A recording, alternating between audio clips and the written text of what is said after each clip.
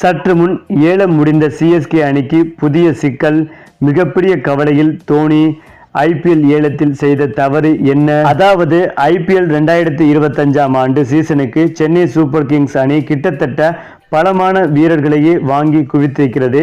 ஏலத்தில் சிஎஸ்கே நிர்வாகிகள் செயல்பட்ட விதத்தையும் சமூக வலைதளங்களில் ரசிகர்களும் பாராட்டி வருகிறார்கள். குறிப்பாக சிஎஸ்கே அணியின் வேகப்பந்து வீச்சு மற்றும் சுழற்பந்து வீச்சு என இரண்டுமே பலமாக இருப்பதாகவும் ரசிகர்கள் கருத்துக்களை தெரிவித்து வருகின்றனர். ஏனென்றால் அஸ்வின் 10 ஆண்டுகளுக்கு பிறகு சிஎஸ்கே அணிக்கு திரும்பியிருப்பது ரசிகர்களை நெகிழ்ச்சியடைய செய்திருக்கிறது. இந்த சூழலில் சென்னை சூப்பர் கிங்ஸ் அணியின் பேட்டிங் மற்றும் ஒரு குறையாக இருப்பதாக விமர்சனங்களும் எழுந்துள்ளது. அது என்னவென்று தற்போது பார்க்கலாம். அதேபோல் சிஎஸ்கே அணியின் தற்போது தொடக்க வீரர்களாக ருத்ராஜ், டெவான் கான்வே 2 வீரர்கள் இடம் பிடித்திருக்கிறார்கள். மாற்று தொடக்க வீரராக ரச்சின் ரவீந்திரா அணியில் தேர்வு செய்யப்பட்டிருக்கிறார். இந்த சூழலில் 3வது வீரராக அதிரடி பேட்ஸ்மேன் ராகுல் திரிபாதி தேர்வு செய்யப்பட்டிருக்கிறார். மேலும் 4வது வீரராக விஜய் சங்கர், 5வது வீரராக தீபக் கூடா, 6வது வீரராக சாம் கரன் போன்ற வீரர்கள் இடம் பிடித்திருக்கிறார்கள். போதாத குறைக்கு தோனி, ஜடேஜா, அஸ்வின் போன்ற வீரர்கள் நடு வரிசையில் இருக்கிறார்கள். ராகுல் திரிபாதி, விஜய் சங்கர் ஆகியோர் பலம் வாய்ந்த வீரர்கள் கிடையாது என்றும் அவர்கள் அதிரடியாக விளையாட மாட்டார்கள் என்றும் விமர்சனங்கள் முன்வைக்கப்பட்டு வருகிறது.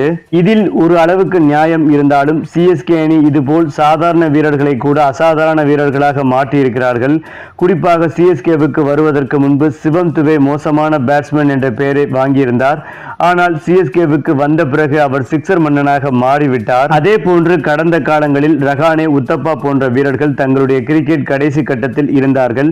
சிஎஸ்கேவுக்கு வந்து புதிய திருப்பத்தையும் பெற்றார்கள்.